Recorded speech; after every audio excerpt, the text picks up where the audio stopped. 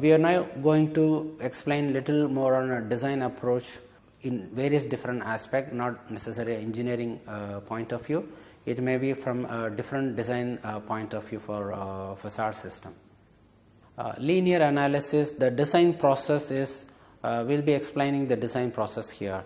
First, as an engineer, he will be the predominant load on the facade is wind load. So he need to check the wind load and make sure the wind load is checked for all the major elements for stress versus deflection checks. The predominant force, as we all know, is wind force. Being a small building, big building, or wind force is predominantly a natural criteria which is defining lots of components. So wind is defining the performance of the building, and it has impact on comfort, it has impact on a functional. Due to the wind, especially high-rise building or tall building, it creates big differential pressure from internal space to external space.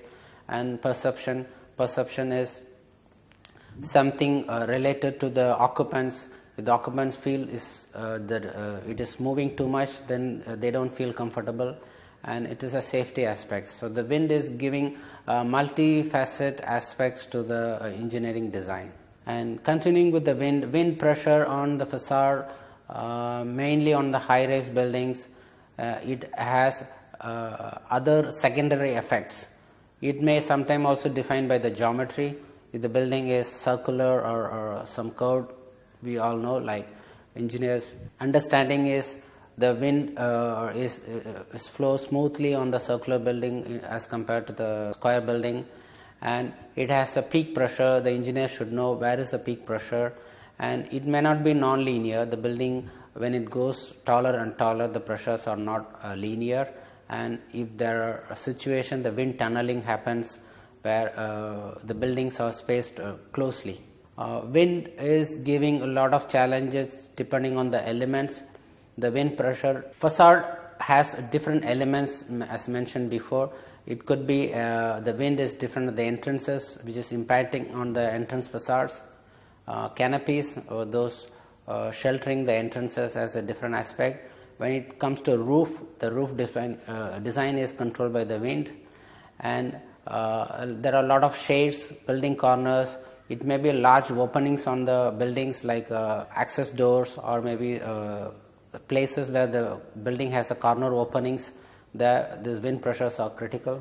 Wind pressure is influenced by various different elements. As mentioned previously, it could be on the roofing elements, or there's a large canopy which is on the entrances. It will have a big uplift force of this canopy which will define the design. If it is a curved and smooth, the wind pressure is much predictable. If it has a sharp corner with a lot of shades and sunshade, it will have an impact on the high peak pressures. Wind load calculation, it varies according to the local standard as per IS code here 875 part 3 or the NBC 2016. The design principle is given here. There is a basic wind speed, and it has all these criteria factors K1, K2, K3 and K4. Roughness, terrain factors. If the engineer put all these numbers, you will get the actual design wind pressure, and the procedure is given in for example IS 875 part 3. Wind load calculation as per code is primarily defined by the wind speed, as defined various cities as a different basic wind speed is given in IS code, and wind pressure. So the pressure is varying according to the height of the building. As per wind code, the engineer need to check the external pressure versus internal pressure, and it should be multiplied by the exposed area of the building and design wind pressure. So if you put all these factors, we will get the net design wind pressure. Wind load calculation is primarily two factors should be considered: internal pressure and external pressure. Internal pressure is generally taken as 0.2 to 0.3. Plus minus, and external pressure is calculated based on the wind pressure or building aspect ratio or terrain factor or various different factors, and the net pressure is given the difference of these two, external and internal pressure. In real situation, the wind pressure on the high-rise building may not be consistent or uniform. As you can see, the picture is taken from a real project of approximately about 50-story building here. There's 2 towers is given, and you can see the wind pressure or as it goes higher, as well as the corners.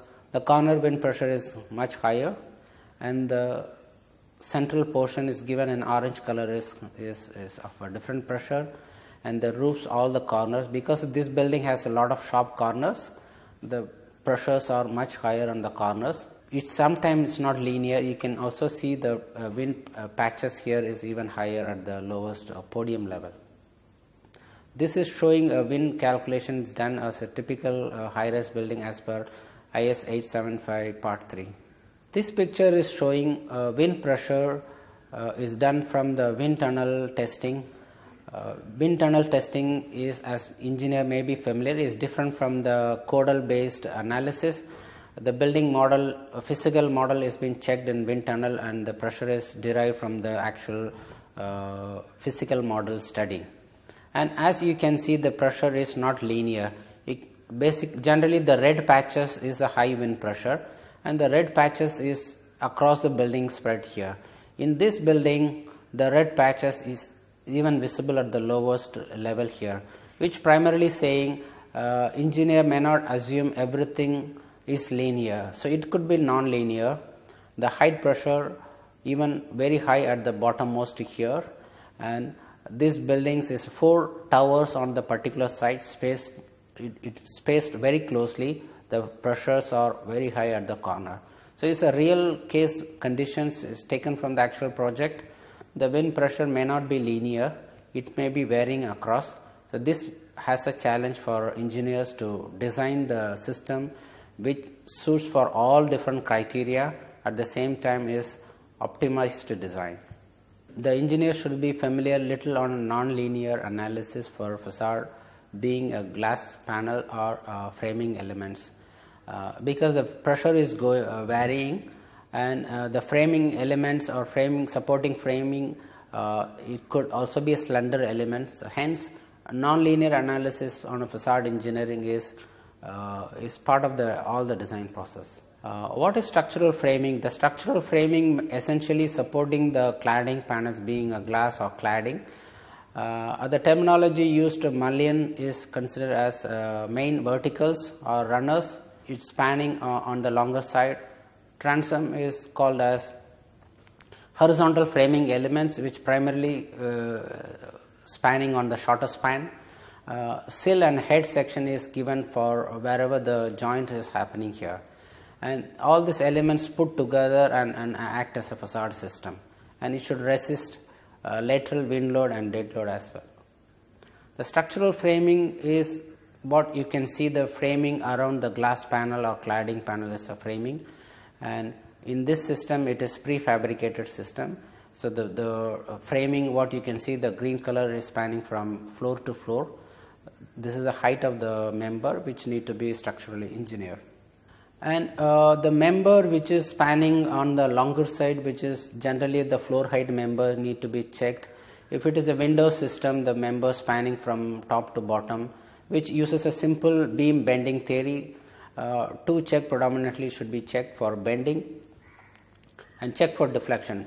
If it is a simply supported check, the bending check is WL square by 8, and it is checked against the strength.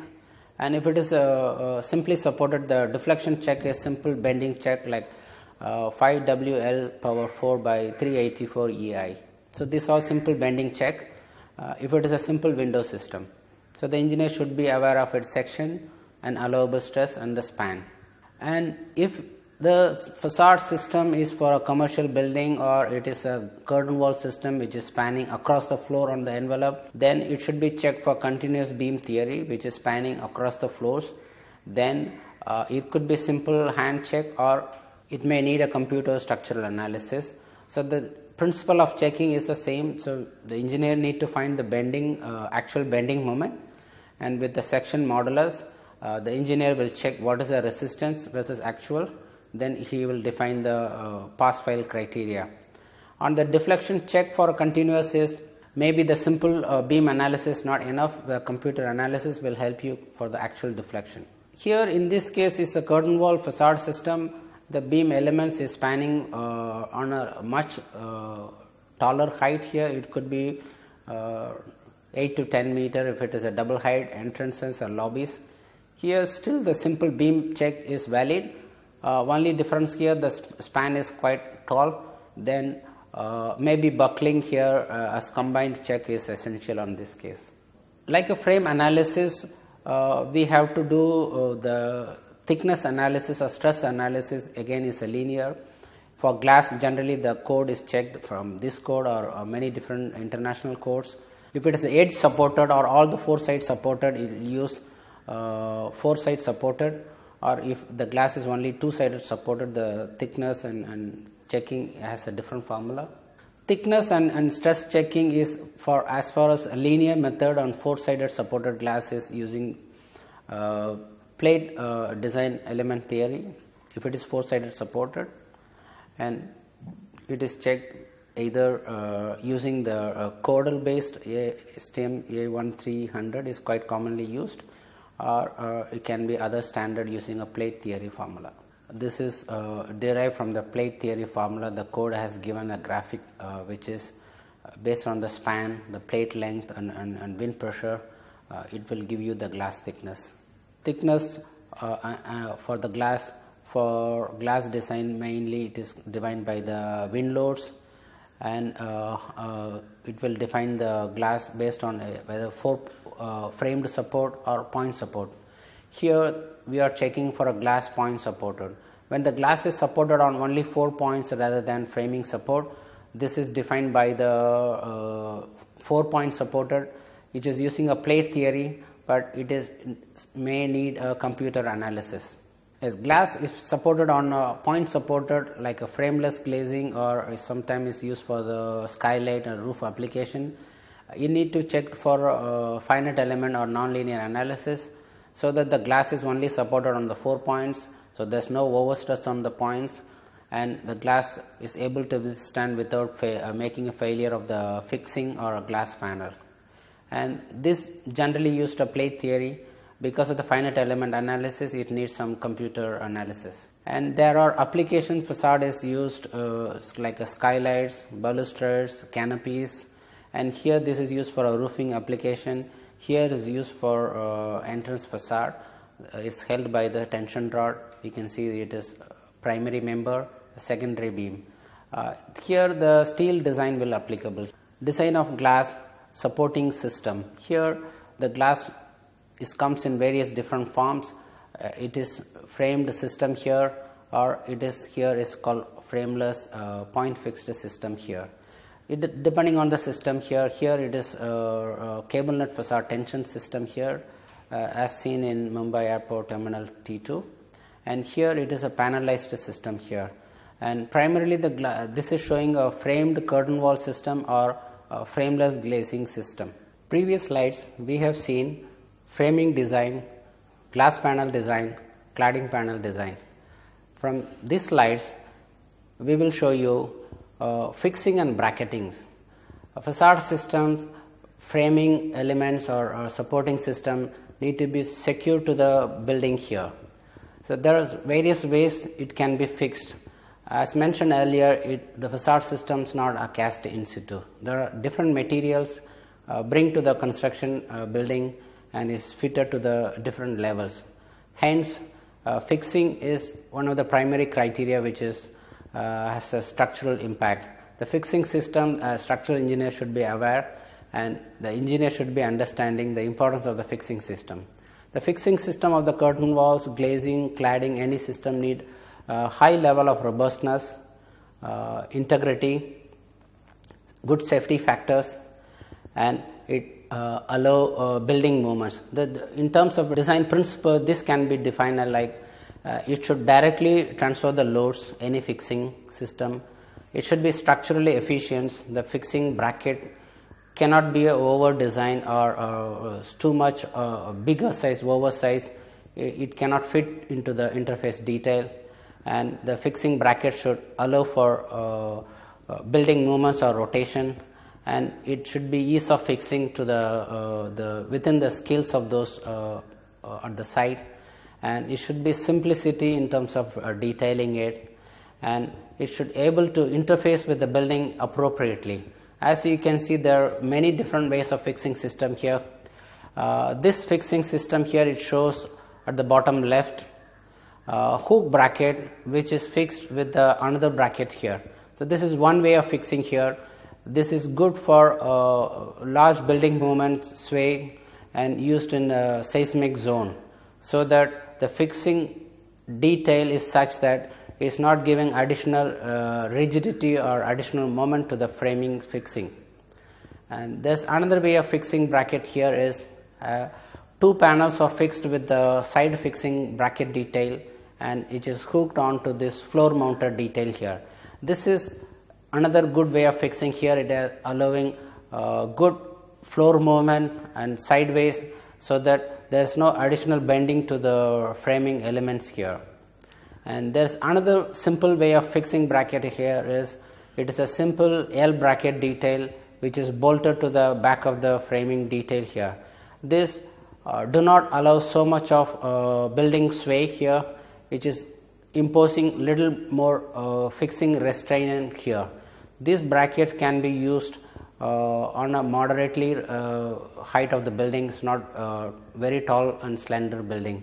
Whereas other brackets shown here, these hook bracket details are used predominantly for a high-rise building or building is slender and the building has a large floor or sway movement. The bracket fixing or interfacing detail is primarily not only the brackets. The engineer should be aware of how the bracket is fixed and how it is interfaced with the slab detail here. The facade system is running being a window system or curtain wall system or a cladding system. The engineer should have knowledge on how it is interfaced finally and finished with the building. There's one detail is looking after is a bracket detail, and the brackets need to be checked for shear and bending, and there also need other detail like a connection detail. The facade system mainly made from the metal framing elements, so it should be checked similar to any steel design, like a shear checking, check for tension, check for combined effect. The bracket elements need to be checked for a combined effect. On many situations it's subject to shear, tension and bending, and it needs sometime thick localized stiffening elements here, or it may need a stiffener here. And another aspect to curtain wall fixing is to be checked is anchorages. Not only the bracket eventually is secured with these anchors. So the engineer should be aware of what is a practical aspect of anchor design. It should be checked for shear, it should check for tension. Anchors here is shown here, subject to both shear, which is due to the out of plane wind load movement, and tension and bending will happen due to the eccentricity. The load is here and the anchorage is here. So it has a big overhang extension here. So it need to be checked for anchorages combined effect. And anchorages, it could be a post fix anchor which is drilled to the concrete, or it could be cast in situ or cast in anchors. Cast in anchors is embedded during the concrete casting. Post fix anchors like this kind of a fixing, it is drilled through the concrete or slab or beam, then is fixed. So engineer should have a good understanding of modern techniques of this fixing, the strength of this fixing, the behavior of this fixing. There are different types of this fixing. Could be a expansion anchor fixing or chemically embedded fixing, or the fixings it can use for a very large tension or dynamic loads. The engineer should be aware of different way of anchorages and fixing. So as a combined effect of brackets, connection and anchorages, which is key essential, which is defining the overall safety of the facade system. If the brackets, connections or anchorages, if any of these elements is fail, it will have a catastrophic failure on the facade. Maybe the panels falling off, something is breaking. So any small element on this will have a drastic impact on the facade system safety aspects.